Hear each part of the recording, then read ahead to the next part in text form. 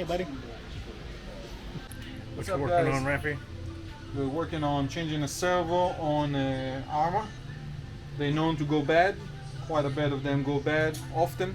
Sometime after a week, sometime after 6 months. But normally after a month, I see people coming back and they get servos. Normally the upgraded servos will be between 350 ounces of torque to 550 ounces of torque. You can even go higher, but you don't need to. And that's the way to fix it. 4 screws on top and the cap. Plug the new one and assemble. And what servo is this you're recommending? This one is a Traxxas 2250 with 400 ounces of torque. And I recommend it because it's got good warranty and get the job done. It's as close as it can for the Savox. They sell theirs for around 110 bucks. So you're saving some money here. yeah, with us, with Traxxas, you get a little easier warranty. So I like their servos. These new ones, they've been good. Doing now, transferring these little spacers from one to another. Taking the bushing first out, and then squeezing it to his tray or whatever that little gap is. That's a little spacer that helps it sit in the right height. That's the easiest way to do it. Right there. And before you, that's a good lesson actually. Before you put the servo in, you want to put a servo horn, but the servo horn from Spectrum is 23 teeth, and this one is 25 teeth. So we're gonna put the correct one. Alright, so we got the right servo horn, 25 tooth. That's a Energy. Pretty good price, $11.99. That's not bad. You got 2 places to adjust it with. If you want to go with a far hole or the closer, you'll get a different throw, I guess, you know.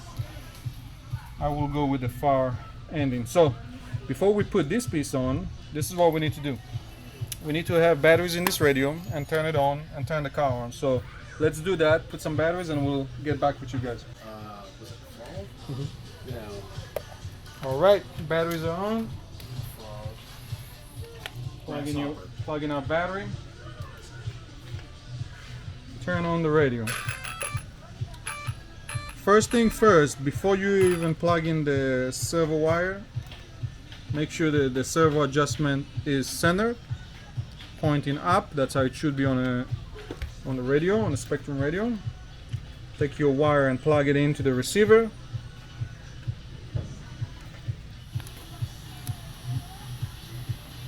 A little tight, but here you go. Make sure that your servo is actually working before even mounting it. So it does. There you go. Servo works. And the last piece that you put is here, this one, at 90 degrees. That's how it should be. But before we put in this one on, we'll go ahead and connect the arm to this servo horn. And here it goes.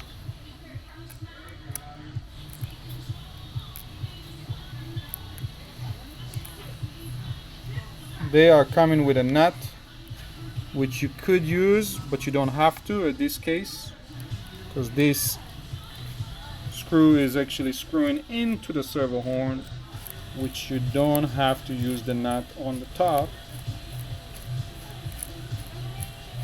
But just in case, if it vibrates, it could vibrate the screw out of the servo horn.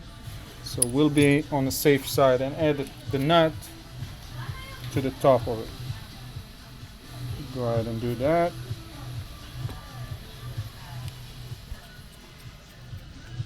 Now, the servo is centered and we got everything just right for us to finish this application. Pull the wire away so it won't be affecting your servo on the bottom. There you go. 90 degrees when your tires are straight. Find that happy place for the tires. And the last piece is the servo horn. If it doesn't go perfectly straight, okay, finding out that this servo arm should be on the top. So let's check this one out. Just move it to the top. It's fairly easy.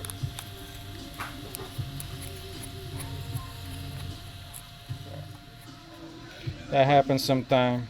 I put a couple on and that son of a bitch ain't get straight at all. God, I'm watching you do this. There you go. Taking dust and put it from the top.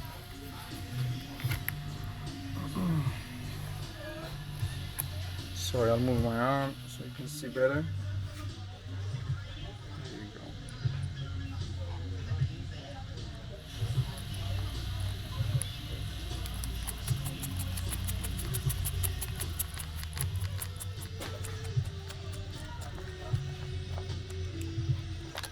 All right, now 90 degrees. That's where we want to be. And tires are straight. Show them how straight the tires are. Play with it a little. It goes in. That's good. Final screw from the whole servo horn. Take your little screw.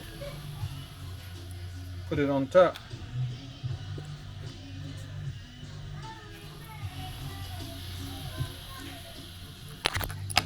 Whoops.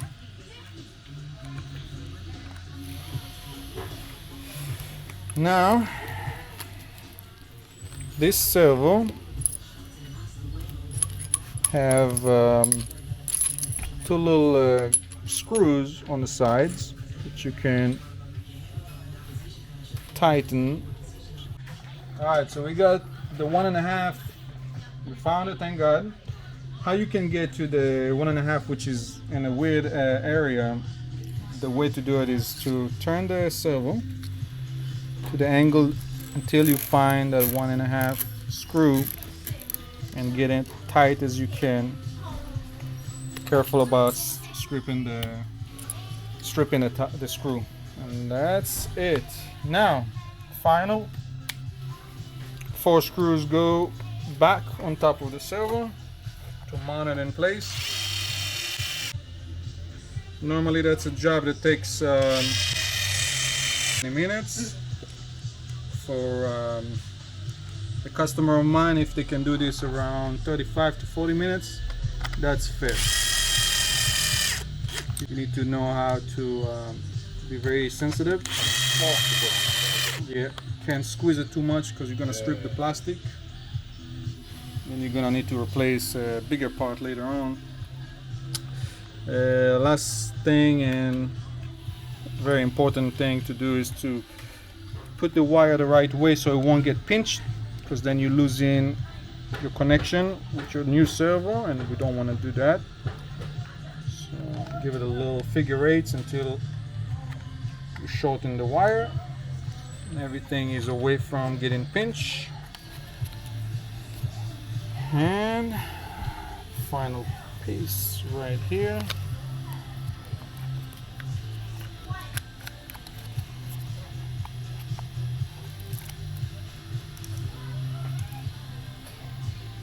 And that's it. It's mounted and it's ready to run.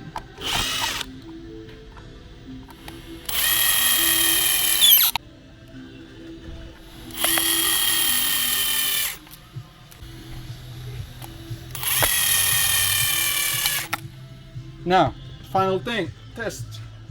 See if it's turning the right direction. Left is actually right. What we do on the back of the radio, we can just go to steer in reverse and switch it. Now it's gonna turn left like it should and right like it should.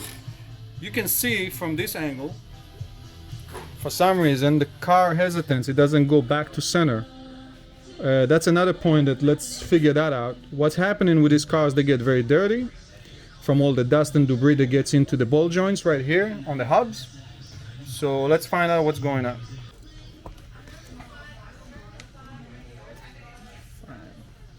What's up, Jeff?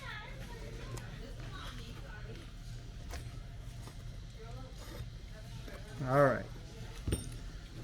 So we can tell that this car been through a lot. It's very dusty and there's a lot of debris. So finding that these ball joints are actually pretty free. Nothing restricts this side, which is good. If in case you're trying to lift this arm and it doesn't return back, take some pressure from these nuts. Just use the Allen key that you can basically put it into this red piece and open it up a little bit, and then it will separate. It will separate from the ball joint, and the ball joint can move freely. Right now, sometimes they can be so tight and debris can get in there, and they basically get restricted by that. So keep an eye on that. Let's put these tires back. Are we allowed to lube those things? Not so much. Lubrication actually can attract more dust. So it's better to keep it dry and clean as possible, you know? Yeah, but we were running it on a dirt track. Just air. Use a lot of air compressor if you have. Right. And clean all that dust. We got a big one of those. This one feels a little more restricted. Let's find out how this one looking like.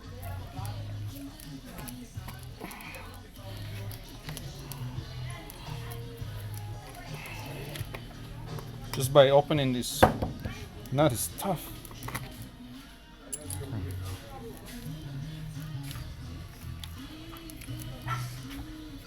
Seems to be the car have been just sitting for so long. Yeah, we hadn't do it for a long time. We were busy doing other stuff. There you go. I think it's a number 6.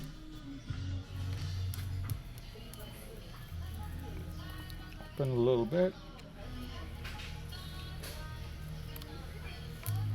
See how much play we get. Almost no play at the top, no play at the bottom. You can open it up just until you get a little tiny bit of a play. Just that much. And that's the happy place you want to be. It's good. By the way, you can do this without taking the tire off. For people that know, you can go through the spokes from here. That can help a lot, but just for me to assess and show you guys exact what I'm dealing with, I took that tire off. All right, tire back on. Let's go back to the other side and open it up just a little.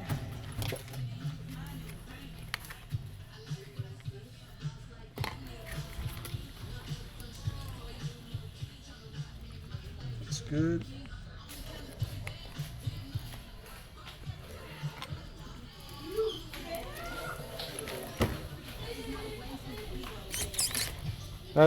That's better. Straighten up the tires. I don't know if you guys can see through the video, but the car is definitely towed in some, and when we put some pressure on it, they still staying towed in. So how to fix this issue is by using your toe links and shorten them, make them shorter. That will kick the tires out, it will tow them out, which helps you guys with handling. And let me show you what I use. I use an adjustable wrench. Find the right size. In this case, just need to turn them from the bottom upwards, this way. Try to make them as even as you can on both sides. So if I'm turning, that was second, third, you can do that same thing on the other side, and you're gonna get an even result. So you want to have one side more than the other. It will affect your steering. What it will do, it will basically turn better on one side than the other.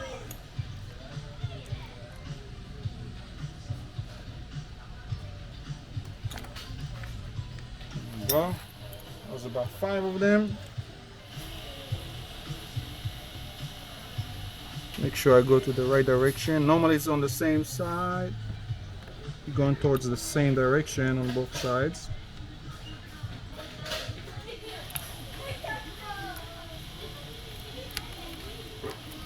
All right. Now